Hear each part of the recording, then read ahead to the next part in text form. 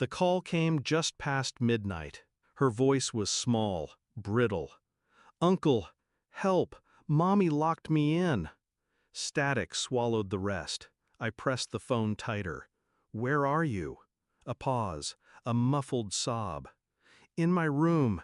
It's dark. I smell smoke." I was already grabbing my keys. My chest was still, my breathing measured, but my grip on the steering wheel cracked the skin at my knuckles. 15 minutes. That's how long it took to reach the street. By then, the orange glow had already bloomed against the night sky. I turned the corner and saw it. Her house, or what was left of it. Walls collapsing in on themselves, windows vomiting fire, the roof sagging like a dying animal. The heat slapped my face before I even got out of the car. I searched for her, screamed her name, though I didn't hear myself. The sirens drowned everything. By the time a firefighter held me back, the structure had folded completely. I didn't see her, not my niece, not my sister, only smoke. Thick, black, endless. The official report came fast, too fast.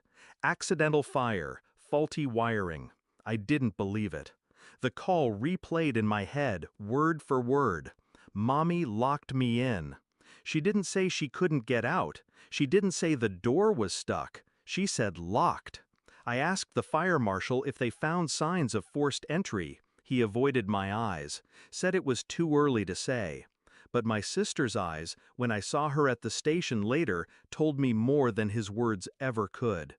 No soot, no burns, not a single scratch. She was sitting in a blanket, sipping coffee.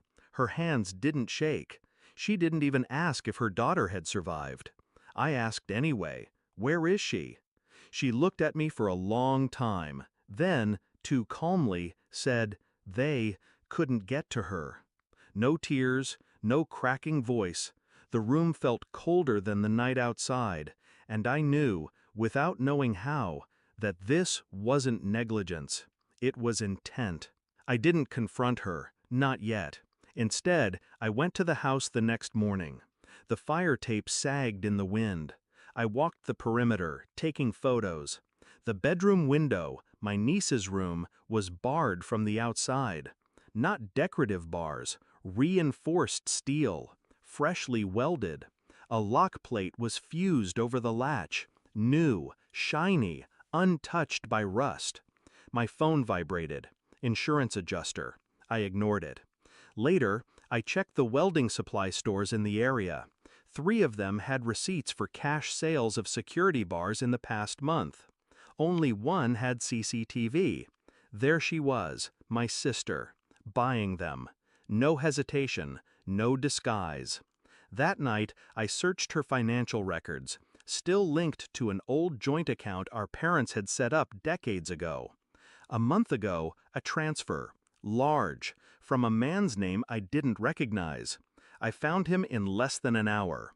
Divorced, no kids, known for gambling debts and sudden disappearances. She had been planning something, and my niece had been in the way. The police report finally arrived, buried in the case file, a single overlooked detail: accelerant residue near the bedroom door. Not faulty wiring, not an accident.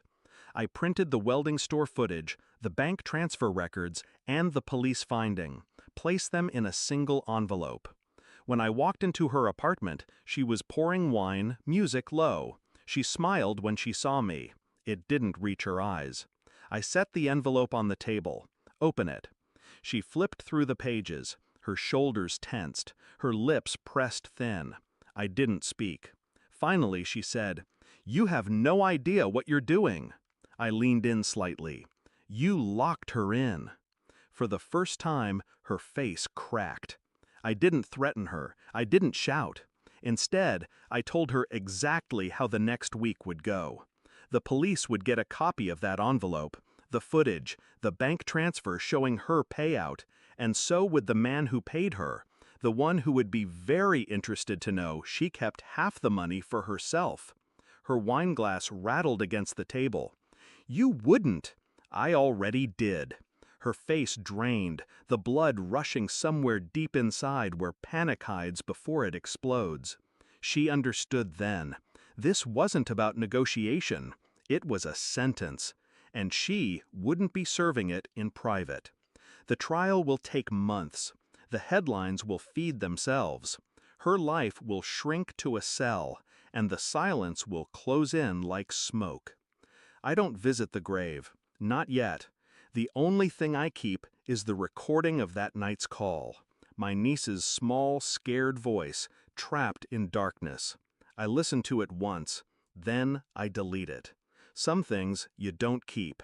You carry them, and you make sure they burn the right people next time.